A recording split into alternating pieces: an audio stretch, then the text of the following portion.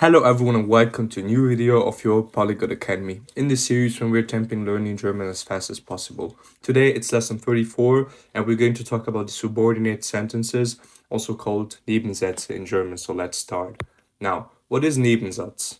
What is a subordinate clause? Well, a Nebensatz is simply a part of a sentence that cannot stand alone as a complete sentence, and it provides additional information to the main clause and is dependent on it.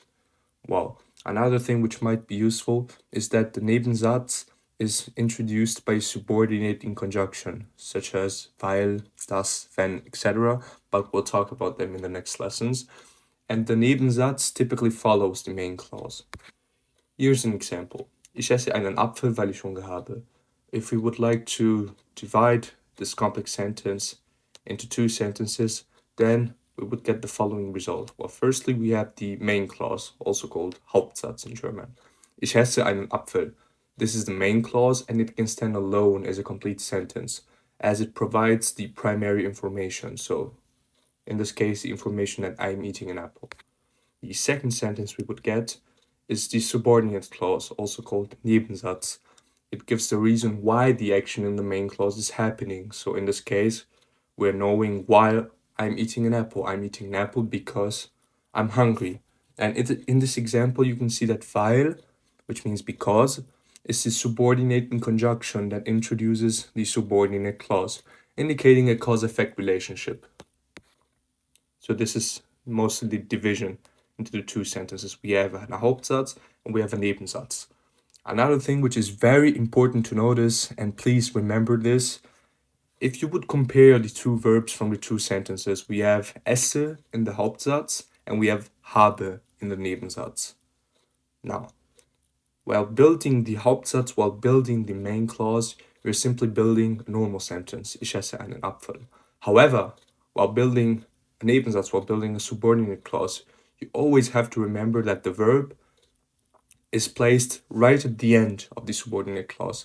And this is very characteristic for subordinate clauses in German. That is always the case. The verb always comes to the end of the sentence. So for example, weil ich habe Hunger would be false. You should always say weil ich Hunger habe.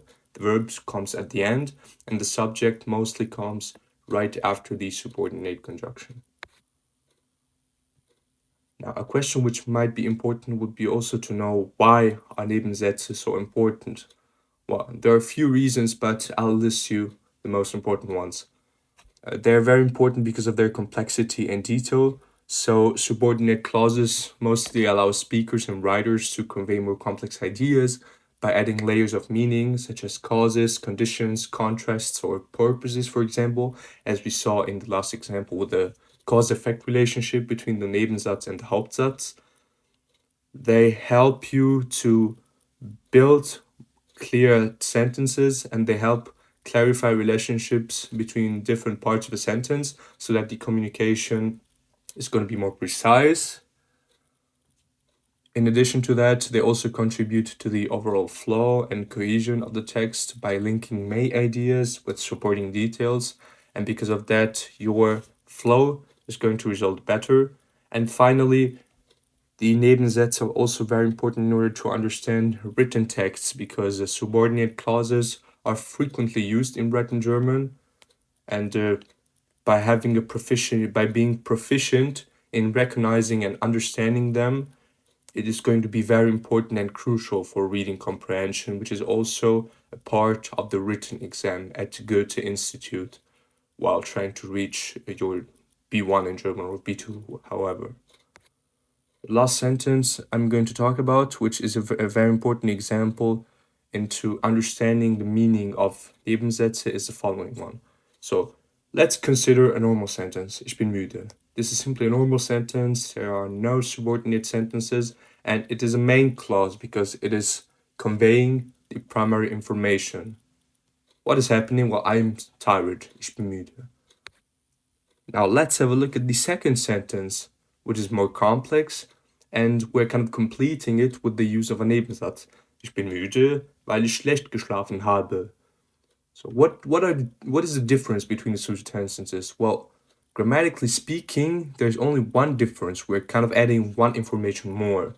But while talking to someone else, for example, during an exam or simply during a normal conversation, the first sentence is going to result shorter, and it is going to give the impression that you know German, but only up to a certain level. By saying ich bin müde, you're simply saying I'm tired. But for example, during an oral colloquium or something like that, if you're going to say ich bin müde, weil ich schlecht geschlafen habe, you're building two sentences, you're adding complexity to your vocabulary, and you're kind of showing, you're kind of giving the impression that you can speak German really well, that you are able to organize your ideas directly and to form a main clause and a subordinate clause directly, also by using, in this case, the subordinate conjunction weil. So this is very important because it's just a way to show that you can speak German better. And as we already talked about that, it adds flow to your conversation, it adds complexity, detail, and they also help clarify relationships between different parts of the sentence, so they're very important. So this was also the final example I was going to show you today. If you understood everything, please leave a like and comment on this video if you have any wishes whatsoever, because in the next lessons we're going to talk about the more specific types of subordinates, for example, casual subordinates, conditional subordinates, etc. And yeah, as always, thanks for your attention and have a nice day.